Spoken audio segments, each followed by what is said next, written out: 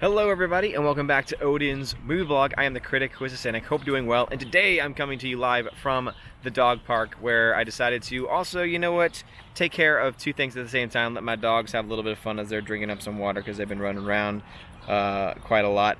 But also to talk about a couple of things with the movies news. The one thing that people have been asking a lot in my live streams is about the Harley Quinn news, about how Margot Robbie has gone out of her way to try and say that the next film coming up, Birds of Prey, is going to be less male-gazy, focusing less so on trying to get male eyeballs on screen. And all I can think to myself is that's kind of an interesting way to really word it, because it makes it seem like having certain characters dress a certain way only exists to appeal to a male audience. And now, obviously, one could easily argue saying, of course, that's the reason why women are usually scantily clad, etc.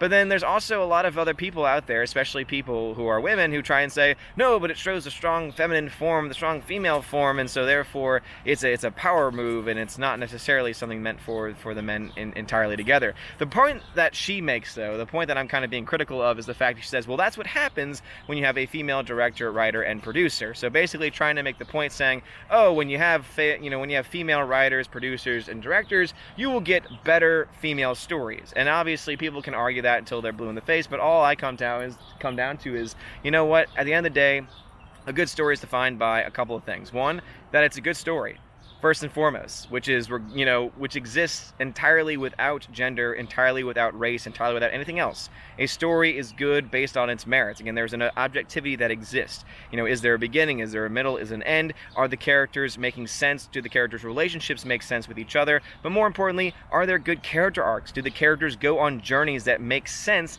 within the context of the film? That is what defines a good film, not about whether or not it's a female character that's being written by a female or not, because let's remember too that the person who's writing this story is the same person who wrote Bumblebee. And if anyone can say anything about Bumblebee, honestly, it is that Bumblebee was poorly written. And yet, who did they bring on? They brought on the female writer of Bumblebee. Why? Because they needed to have that female voice. They needed to make clear that, oh, Birds of Prey is going to be a new type of film. It's going to be a female squad. It's going to be an all-female cast with female actors, directors, producers, etc. And everything's going to be female about it. And again, if they're the best people for the job, no problem at all with that. That makes sense. If you have the best people working on a project, then that is what's going to produce the best film. If anyone's going to argue, though, that the only way to have a good male character is to have a male writer, or the only way to have a good female character is to have a good female writer, well, then you have to keep on going down the line. Okay, so what you're saying then is the only way to have a good gay character, or the only way to have a good gay story, is to have a gay writer, gay director. How many times does that actually happen in Hollywood? Or the only way to write a good story about a dog, does that mean that a dog needs to be on set? Does that mean that we have to go to a clinical?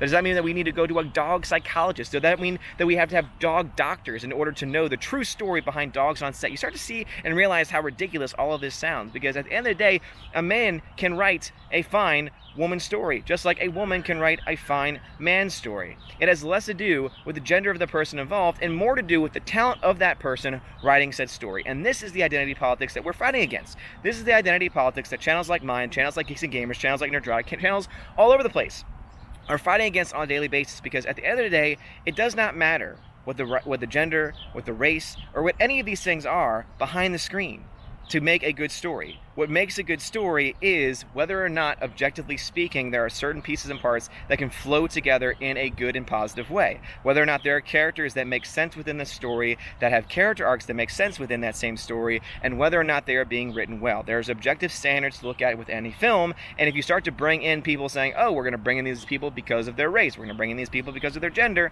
that's when you start to bring in subjective realities. And if you base your film and you base your project on subjective realities, that is when films tend to fall. Great example, Ghostbusters 2016. Why did it exist? Oh, because we wanted to have an all-female Ghostbusters. Okay, that's a subjective truth. That's a subjective reality. So it was your own subjective view that led to that film being made, and guess which was sacrificed? Having an actual good story, having actual good direction, having actual good actors on screen, portraying good characters with good character arcs, which is why Ghostbusters 2016 sucked, which is why it still makes no sense to me whatsoever as to why we currently have people pushing for a sequel to that film, somehow, some way. And the fact that the director of the upcoming Ghostbusters reboot is now leading out and screaming out to them saying, yeah, you know what, that's what we're going to do. We're going to actually leave open the possibility of us having having the female Ghostbusters, which bombed because everyone rejected it because the only reason why it existed was for identity politics, coming into play.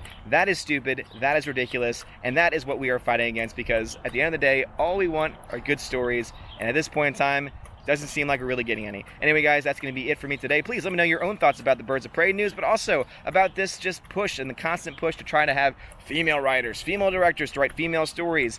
But at the same time, you would have to say, well, then males need to write men's stories with male characters. And anytime that you complain about a strong, or rather a weak female character, like for example, when you look to the recent news where you had the incredible line from Quentin Tarantino. When Quentin Tarantino says, I reject your hypothesis because a female reporter said, oh, I feel that Margot Robbie doesn't have enough lines. Well, by that your same identity politics logic, he's a male, so therefore he's the one that's best equipped to write lines for a male character. And then when you really dive down to it, what you're saying is that, okay, so you need men, women of all races and all colors, because whoever you have on screen at any given time needs to have their own individual writer in order to get the most authentic experience. That is what is being said. It is being said that you can't have a character of any other race unless the person of that same race is writing lines for that person or is the same director of that person, because that's the only way that you're going to get an authentic experience, and that's the reason why identity politics constantly fails. But guys, let me know your thoughts about all of this in the comments below. Also, if you like this video, smash the like button, give me a thumbs up, give me a subscribe. You're all amazing people. Have no idea how the sound is going to be on this because I'm literally uploading this directly from the DJI Osmo Pocket, which I use to record, to my phone, to YouTube, because I'm trying to get things done on a timely manner today because I got a lot of stuff to do. But anyway, thank you guys so much for watching. Have a wonderful day, and as always, God bless.